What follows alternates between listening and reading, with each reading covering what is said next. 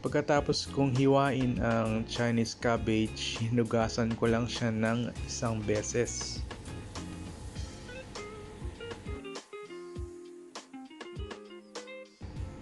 Ang next step natin ay lalagyan na natin ng salt o asin yung Chinese cabbage. Yung sa paglalagay niya in between sa leaves ang ginawa ko. Sa lahat ng leaves ng Chinese cabbage,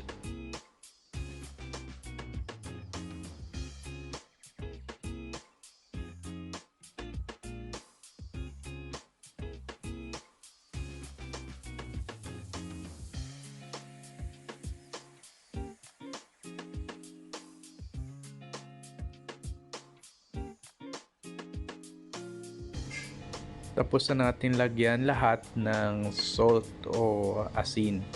So, iset aside naman natin siya.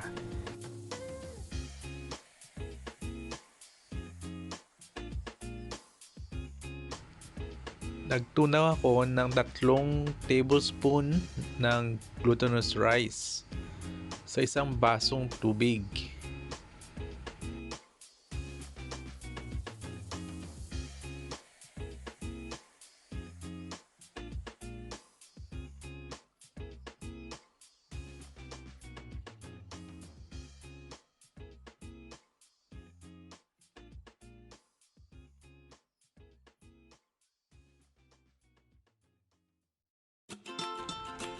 I-mix lang natin siya hanggang ma-dissolve ang glutinous rice.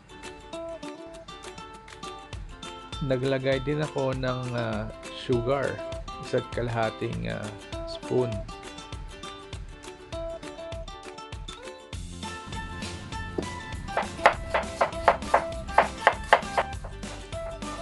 Ikat naman natin yung radish.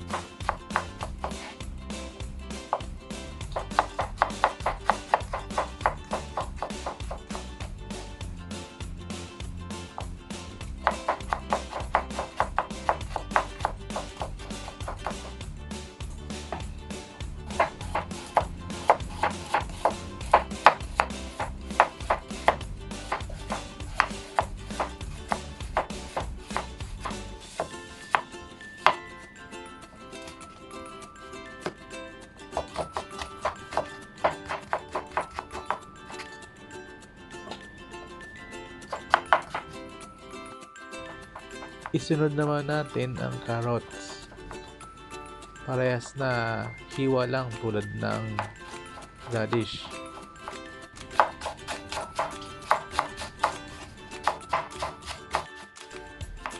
Naglagay din ako ng leek. Kung wala kayong leek, pwede nyo gamitin ang spring onion. Nahiwa na natin yung gulay na isasama natin sa kimchi.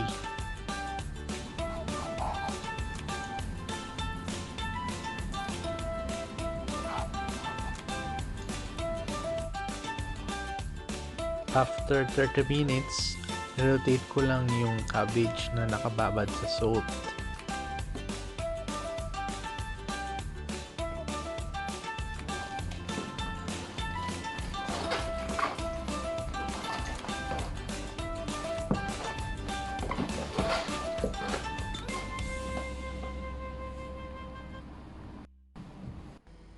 Tapos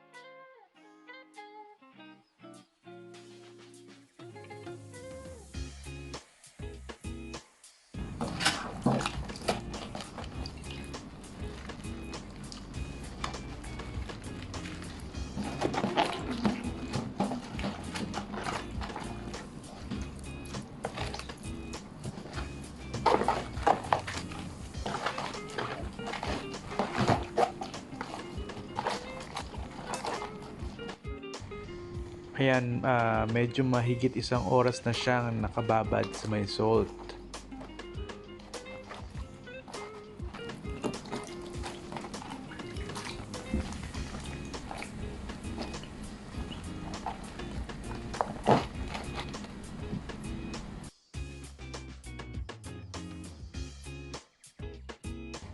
Hinugasan ko naman siya ng 1 beses sa running water.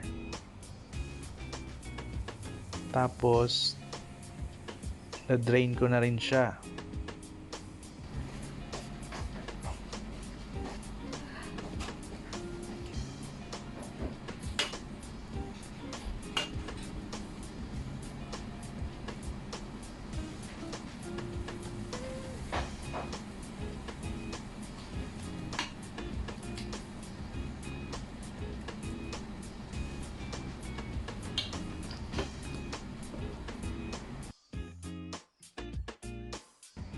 So, i-mix na natin.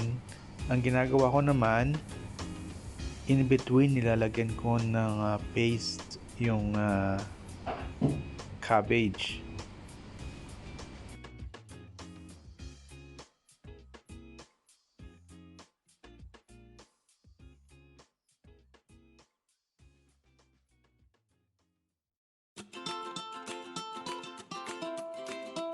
Excited na akong matikman to. So, ayan na po ang kimchi. Nagawa ko. Tara guys, tikman na natin.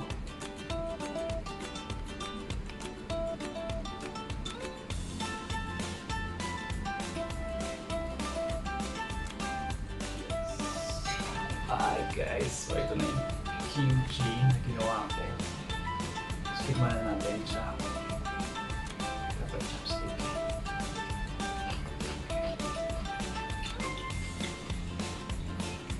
Not bad. So first timer, not bad. Manghang, matamis, maalat. Shower. Kailangan ba itong apartment? Hindi lang araw.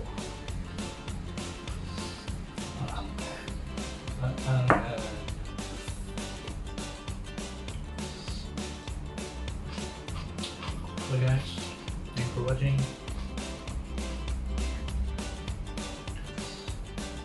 Gusto ko.